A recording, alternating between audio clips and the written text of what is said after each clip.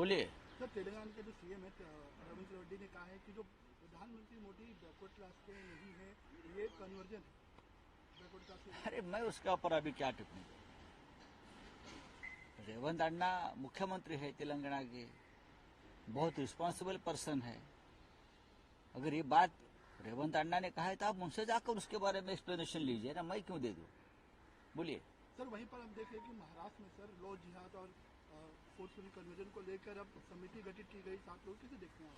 देखिए, ये सरकार जो है काम के नाम पर वोट नहीं मांग रही, न मांगेगी।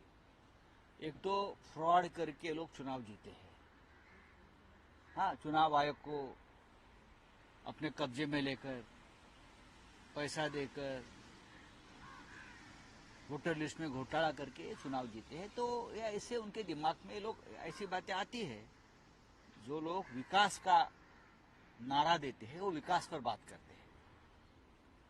पूरे देश में जहां जहां बीजेपी की सरकारें हैं, यहाँ ये कन्वर्जन, लव जिहाद, ऐसी बातें उछालकर माहौल खराब करने का ये काम ये लोग करते हैं।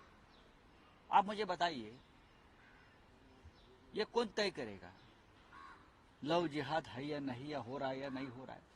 ये 2-4 लोग जो जाकर जो भाषण माफिया है सरकार के, मैं उनको भाषण माफिया कहता हूँ, ये भाषण माफिया तय करेंगे लव जिहाद है, ये है, ये वो है। ये लोगों ने देश का माहौल पूरा बिगाड़ दिया है। लोगों को लगता है, अच्छे लोगों को लगता है ये देश रहने लायक नहीं रहा है। इतने हमारा संस्कार, इतनी हमारी संस्कृति, इतना हो जो हमारा कल्चर, हाँ, एक दूसरे को साथ लेकर देश के विकास करने की बात हम करते थे। लेकिन ये जो एक विचारधारा इस देश में बनी है, ये हिंदुत्ववादी विचारधारा नहीं है। हिंदू एक संस्कार और संस्कृति है। हाँ, तो जाकर प्रधानमंत्री मोदी यूएस में जाकर पूरा समाज हमारा है, क्या वसुधैव कुटुंब बोल रहे थे ना, कुटुंब। तो कहाँ है देश में? देखिए आपके मंत्री यहाँ क्या बोल रहे हैं। एक मंत्री महाराष्ट्र सरकार का ये बोल रहा है कि कोई भी सरपंच अगर मेरे पार्टी का नहीं होगा तो मैं फंड नहीं दूंगा। जो मेरे पार्टी का सरपंच है मैं उसको ही विकास का फंड दूंगा। आपके बाप का पैसा है क्या?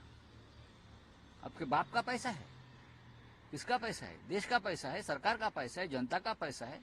जनता टैक्स भरती है, उसका पैसा है। यहाँ डेमोक्रेसी है। आपने जब मंत्री पद की शपथ ली है, उसमें लिखा है मैं किसी से द्वेष भावना के मन में रखकर काम नहीं करूंगा, सबको समान न्याय दूंगा। यही तो है संविधान खतरे में। हम जो बोल रहे हैं ना, संविधान खतरे में है, ये लोग संविधान को मानते नहीं है। जो मेरे पार्टी का सरपंच नहीं है उनको मैं विकास के लिए 1 रुपया भी नहीं दूंगा। मोदी जी, ये कौन सी भाषा हमारे देश में चल रही है आपके मंत्री की? क्या है ये? देखो, आज तुम्हारा समय है, कल हमारा समय शुरू होगा। तब मत बताना कि आप ये क्या कर रहे हो। ये समय समय की बात होती है।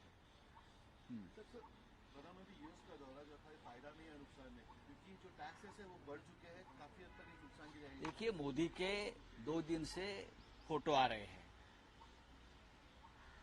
ट्रम्प से मिलते हैं, गले में पड़ते हैं। जो कोई प्रधानमंत्री है तो उनके फोटो आएंगे, लेकिन देश के लिए तो घाटे का सौदा है। देश को क्या मिला मुझे बताइए। मोदी जी गए, देश को क्या मिला? इसको क्या मिला? देश को क्या मिला है मुझे बताइए।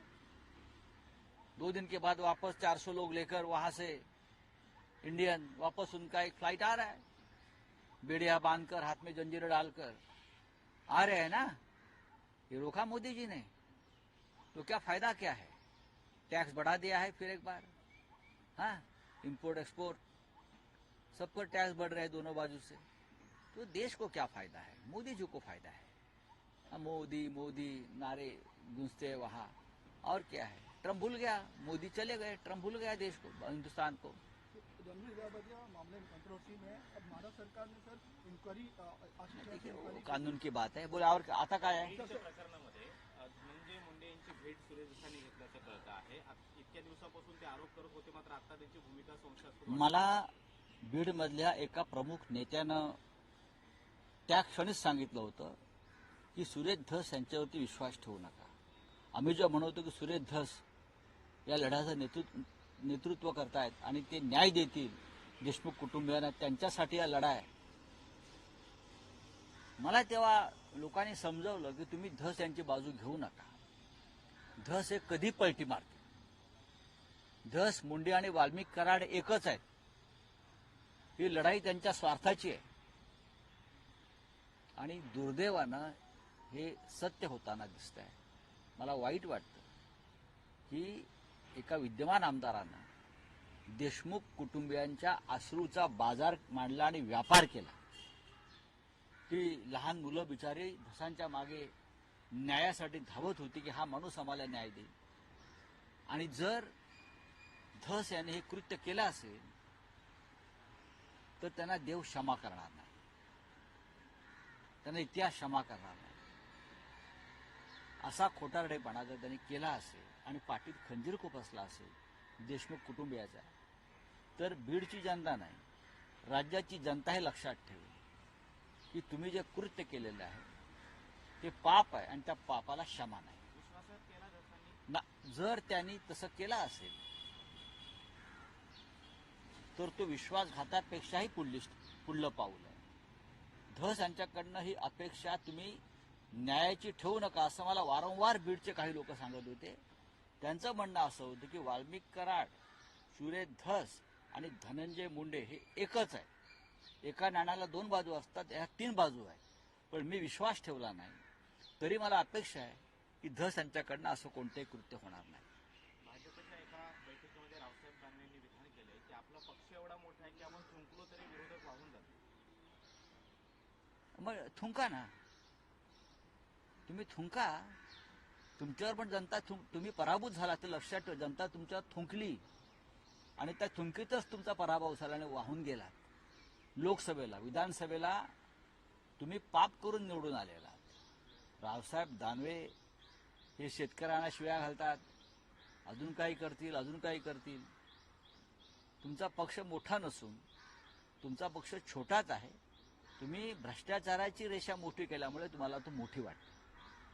आणि सगळी थुंकी जी होती भ्रष्टाचाराची थुंकलेली, मग अजित पवारजी असतील, अशोकराव चव्हाण असतील, प्रफुल्ल पटेल असतील, हसन मुश्रीफ असतील, एकनाथ शिंदे असतील, ज्यांच्यावरती भ्रष्टाचाराचे आरोप स्वतः नरेंद्र मोदींनी केले होते, मग थुंकलेलं चाटताय कशाला? मग थुंकलेलं चाटण्याची ही परंपरा काय तुम्ही नवीन आणली? काय यांचं ऐकताय तुम्ही? बदमाश लोक आहे ते. महानगरपालिका निवडणूक आणि जिल्हा परिषद निवडणुकीमध्ये उद्धव बाळासाहेब ठाकरे या गटाला संपवून टाका असं एकनाथ शिंदे यांनी त्यांच्या कार्यकर्त्यांना आवाहन केलं. करू द्या ना आवाहन.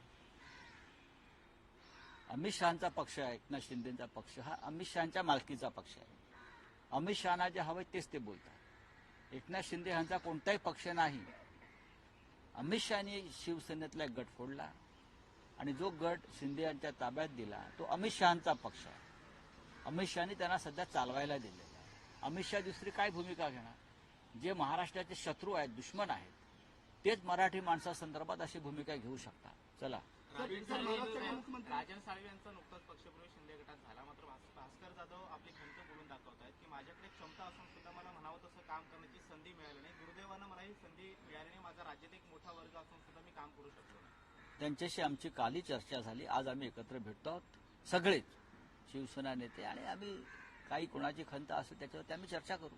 सर, महाराष्ट्र के मुख्यमंत्री देवेंद्र फडणवीस कल महाकुंभ गए थे, कैसे देखते हैं उनके इस दौरे को? महाकुंभ कर गए थे। देखिए, महाकुंभ में सबको जाना है. ये एक बहुत पवित्र पर्व है.